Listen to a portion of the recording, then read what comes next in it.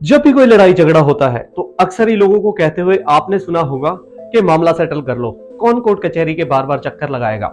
या फिर अक्सर ही पुलिस वाले आपको किसी विवाद के बाद सलाह देते हुए नजर आएंगे कि भाई समझौता कर लो, नहीं तो सारी उम्र जेल में बितानी पड़ जाएगी और कोई सुनवाई भी नहीं होगी। दरअसल ये बात वो यूं ही नहीं कहते, इसके पीछे वजह भी होती है और वो वजह है देश की जेलों में बढ़ती कैदियों की संख्या, कोर्ट में पेंडिंग मामले और अदालतों में वकीलों की कमी।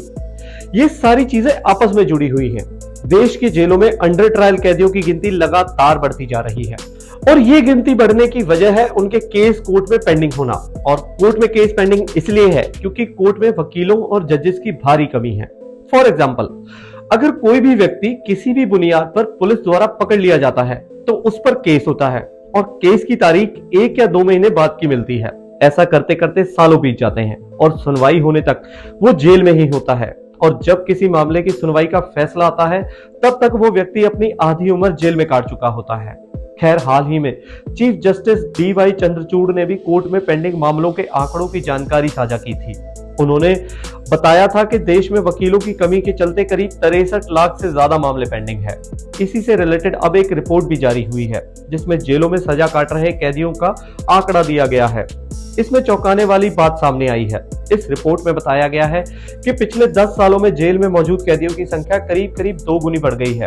इससे ज्यादा चौंकाने वाली बात तो यह है कि पूरे भारत में जितने कैदी जेल में बंद हैं, उनमें सिर्फ 22% कैदी ही ऐसे हैं जिन्हें दोषी करार दिया गया है, यानी जिनका ट्रायल पूरा हो चुका है। वहीं 77% कैदी ऐसे भी हैं जिनके केस का ट्रायल चल रहा है या फिर अब तक ट्रायल शुरू भी नहीं हुआ।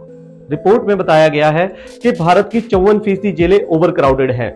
आखिर क्यों है ऐसा और किसकी गलती से निर्दोष लोग बिना किसी वजह से जेल में बस अपने ट्रायल या सुनवाई होने का इंतजार कर रहे हैं?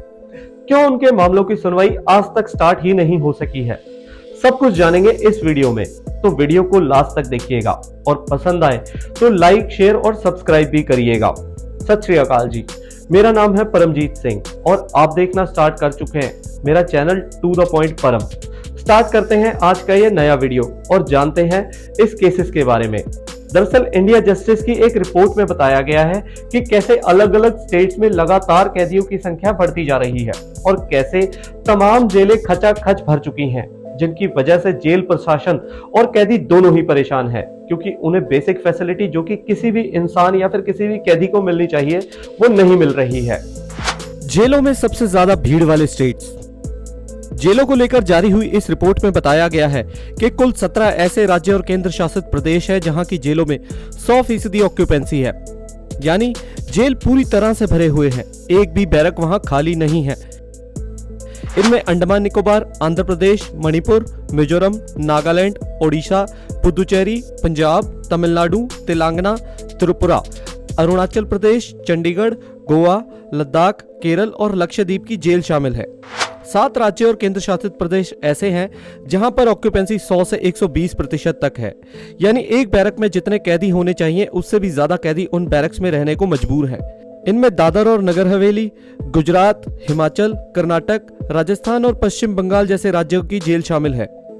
कई जेलों में है ऑक्यूपेंसी रेट 120 से लेकर 150%।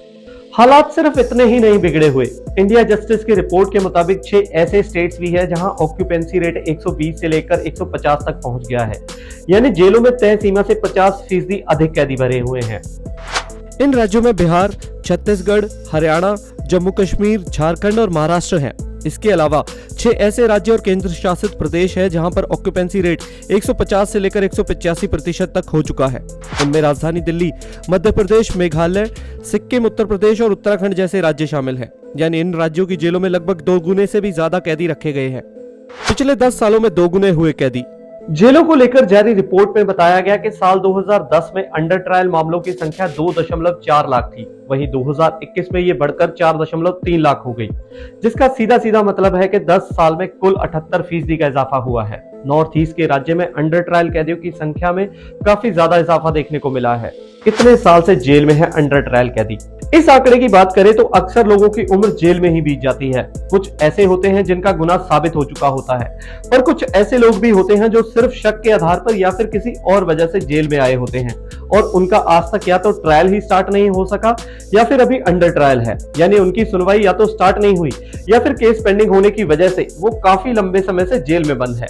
ऐसे कैदियों की गिनती यूपी और बिहार जैसे राज्यों में काफी ज्यादा है। रिपोर्ट की माने तो करीब 88,725 कैदियों ने 1 से 3 साल जेल में बिताए, जो कुल 20.8% है। इसमें यूपी सबसे आगे है, जहां 21,244 कैदियों को 1 से 3 साल तक जेल में रखा गया है। वहीं इसके बाद बिहार में 8,365, महाराष्ट्र में 7,599 और मध्य प्रदेश में 6,778 कैदियों को 1 से 3 साल तक जेल में रखा गया। इसके अलावा 2021 के अंत तक के आंकड़ों के मुताबिक कुल 11,490 कैदियों को 5 साल से ज्यादा वक्त तक जेल में रखा गया। इन आंकड़ों में काफी ज्यादा इजाफा देखने को मिला है, क्योंकि साल 2020 में कुल 7,128 और इससे पहले साल यानी कि 2019 में 5,011 कैदियों को 5 साल से अधिक वक्त तक जेल में रखा गया था। ये सभी कैदी अंडर ट्रायल थे। कुल रिहा हुए अंडर ट्रायल कैदियों में से 96.7% ऐसे कैदी भी हैं जिन्हें 1 साल के भीतर ही जमानत मिल गई या फिर उन्हें बरी कर दिया गया। जेल कर्मचारियों की संख्या में भारी कमी। मुझे लगता है कि अभी तक आपको समझ आ गया होगा कि कैसे साल दर साल अंडर ट्रायल कैदियों की गिनती बढ़ती जा रही है और जेल कैदियों से ओवरलोडेड या फिर ओवर क्राउडेड है। जेल कैपेसिटी से ज्यादा कैदियों को जेल में रखा जा रहा है। तो अगर कैदियों की गिनती ओवरलोडेड या ओवर क्राउडेड है तो जाहिर तौर पर उनको संभालने वाले स्टाफ की गिनती भी बढ़नी चाहिए। मगर नहीं, यहाँ तो एकदम इसका उल्टा है। एक तय पैमाने के हिसाब से हर जेल में 200 कैदियों पर कम से कम एक जेल अधिकारी का होना जरूरी है, लेकिन चंडीगढ़ और तमिलनाडु को छोड़ दे तो इन 2 स्टेट के अलावा कोई भी राज्य इस मापदंड को पूरा नहीं करता है। महिला कर्मचारियों की भारी कमी। महिला कर्मचारियों को लेकर भी जेल में एक बेंचमार्क बनाया गया है, जिसमें कहा गया है कि कुल 33% महिला कर्मचारी होना जरूरी है। हालांकि इस बेंचमार्क को कोई भी राज्य पूरा नहीं कर पाया है।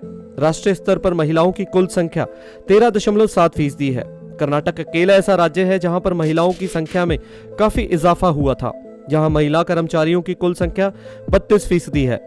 ठीक यही हाल महिला मेडिकल ऑफिसर्स की नियुक्ति का भी है। जेल में ऑब्वियसली मेल ही नहीं फीमेल कैदी भी आती हैं और अगर कोई मेडिकल इमरजेंसी किसी भी महिला कैदी को हो तो उसका इलाज भी बेशक महिला डॉक्टर को ही करना होता है, मगर यहाँ भी हालात खराब ही है। हालांकि रूल्स के अकॉर्डिंग तो हर जेल में महिला कैदी के लिए एक महिला मेडिकल ऑफिसर होनी जरूरी है, लेकिन कहीं भी ऐसा नहीं होता है। देश के 17 राज्य और केंद्र शासित प्रदेश ऐसे हैं जहां कोई भी महिला मेडिकल ऑफिसर नहीं है। अगर एक एग्जाम्पल के तौर पर हम इसे समझे तो उत्तर प्रदेश देश का सबसे बड़ा स्टेट है और यहाँ सबसे ज्यादा यानी 4,995 महिला कैदी हैं। रिपोर्ट के मुताबिक पूरे यूपी में महज 3 महिला मेडिकल ऑफिसर तैनात हैं।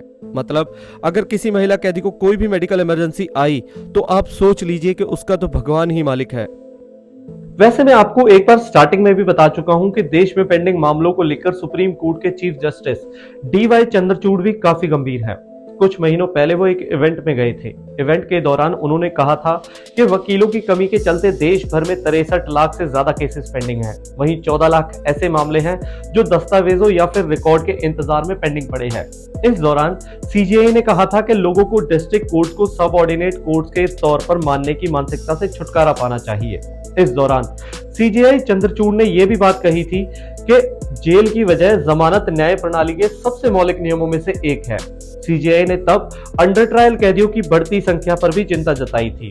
तो उम्मीद है जल्द ही उन सबको इंसाफ मिलेगा जिनको इसका इंतजार जेल के बाहर है और उनको भी जो दोषी ना होते हुए भी जेल के अंदर अपनी जिंदगी जीने को मजबूर है। मैं उम्मीद करता हूं कि आपको मेरा ये वीडियो पसंद आया होगा। प्लीज मेरे चैनल को लाइक, शेयर और सब्सक्राइब कर लीजिए।